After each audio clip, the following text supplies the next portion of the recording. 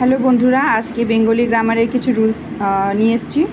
সেটা ভালো লাগলে অবশ্যই লাইক করবে, কমেন্ট করবে এবং সাবস্ক্রাইব করবে। ওকে, তো চলো। যখন একার মাত্রাযুক্ত একার থাকবে তখন জফলা হবে উচ্চারণ, আর যখন মাত্রাবিহীন একার থাকবে তখন সেটা আকার উচ্চারণ হবে। যেমন খেয়ে একার উচ্চারণ হবে খেয়ে।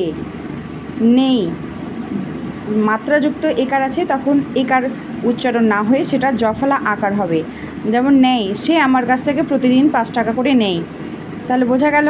তারপর কেন হবে, কেন এখানে উচ্চারণ মাত্রাযুক্ত একার আছে সেজন্য এটা জফলা উচ্চারণ হবে। কেন তুমি আমাকে প্রশ্ন করছো, কেন এরকমভাবে উত্তর প্রশ্ন করা হয়। এটা মাত্রাযুক্ত একার হয়, এর উচ্চারণ জফলা আকার হয়। তারপর নেক্সটে বেচে কেনি, মাত্রা যুক্ত আছে যার ফলে এর উচ্চারণ জফলা আকার, আর মাত্রা নেই সেজন্য এর উচ্চারণ হচ্ছে একার। ওকে।